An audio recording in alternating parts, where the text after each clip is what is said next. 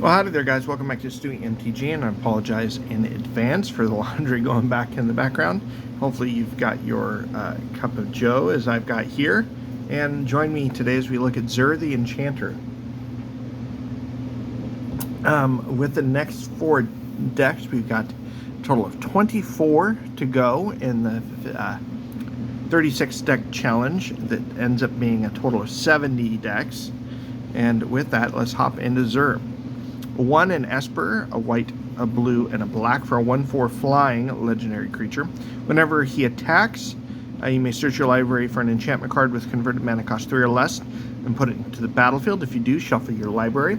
So this is Enchantments Matter, and it's very much a control strategy. This is probably one of my higher, definitely a 7 or an 8 on the power scale of my commander decks. So, needless to say, I kind of rarely bring this out.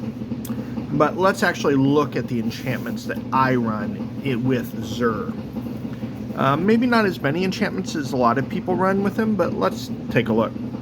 Yes, I run the dreaded Telepathy. I like to see what's going on. Yes, it does make gameplay a lot slower. But remember, I play a lot of 1v1 commander. So it doesn't take as long. Running also Phyrexian Reclamation, Aqueous Form to make something unblockable, preferably our commander, Ethereal Armor, Blind Obedience, mainly for the opponent's artifacts and creatures coming into play tapped. I very rarely use the Extort. All That Glitters, Ghostly Prison, it's awfully nice making your opponent's pay mana to attack you. Copy Enchantment, to copy any of these enchantments. We've got Monastery Siege to help us draw cards, or to prevent the targeting of our... It basically says Ward 2. Mirror Maid to also make a copy. Prison Term to shut down something that's really bugging you. Steal the God Hand is great, give something unblockable. Demonic Torment is just a fun card I wanted to put in here from Legends.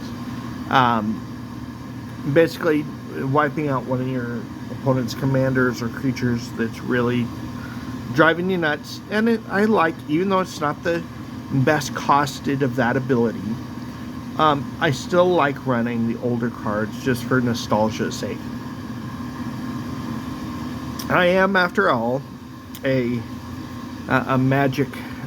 not necessarily boomer, but a lot of the young kids would consider me a boomer.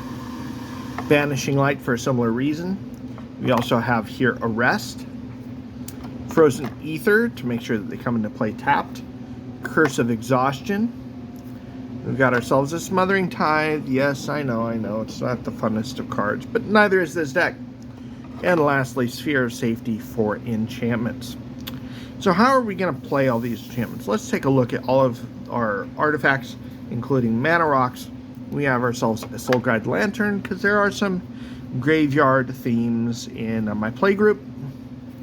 Soul Ring, I know a lot of people are taking them out, and most of the decks that I'm building over here in the background do not include Soul Ring anymore. So, Charcoal Diamond, Orzhov Signet, Marble Diamond, Arcane Signet, Perpetual Timepiece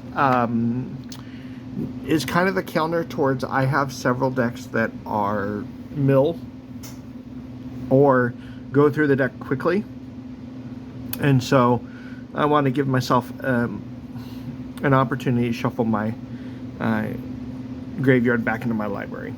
Azoria Signet, Manalith, Darksteel Ingots, Commander's Field. Now the next few cards are the middle finger cards, shall we say. I had them sitting around. I had gotten done building another deck that was Ice Age themed, and decided to put in my copies of Jester's Cap and Jester's Mask. There's nothing like messing through with your opponent's hand in his deck. It's a real jerk move, but in the same way, using God Pharaoh's statue to increase the cost of all your opponent's spells Yeah, not too nice. We have just a few planeswalkers to back up our strategy. We have Teo the Shield Mage, mainly for his hexproof. We've got Dovin to increase our opponent's spell cost, and the Wanderer to prevent somebody doing non-combat damage to us. With that, let's move to our creatures. Many of them control base. I can't talk tonight. Judge's Familiar, counterspell on the stick. Curse Catcher, counterspell on a stick. Esior, ward on a stick. Sorcerer's Queen. There's nothing quite like making their commander a 0/2 and dealing no combat damage. Hannah Ship's Navigator to help get some of those enchantments from our graveyard to our hand. Plume Veil, just a great flash blocker. The same thing here with Wall of Denial. When Wall of Denial came out in Alara block, I remember playing Alara Standard, and I played Esper Control. And man, oh man, did people get upset when you had Walls of Denial and the previous Plume Veil in your decks. It was just a nasty way to make sure you weren't getting any damage. Caliphie, however you pronounce that. Ward 1 for all your creatures. Selfless Cliffweaver, way to give our creatures indestructible. Mainly our commander. Redain, God of the Worthy, once again, increase the casting cost of our opponent's spells. Windborne Muse, once again, a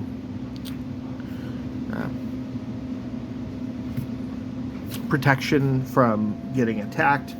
Archon of the Absolution, once again, increase the cost of attacking.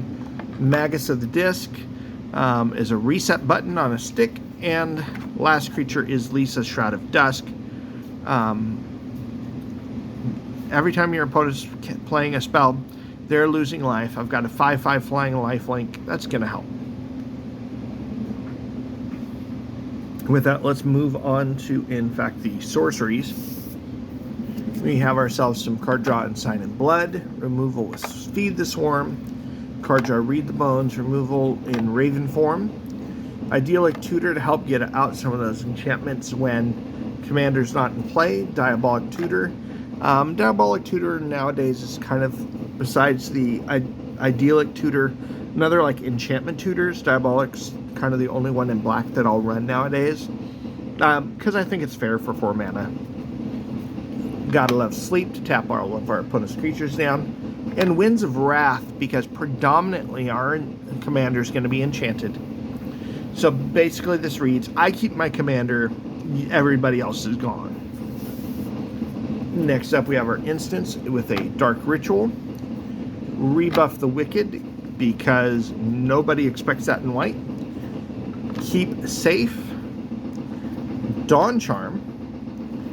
Good old-fashioned counterspell. Orzhov Charm.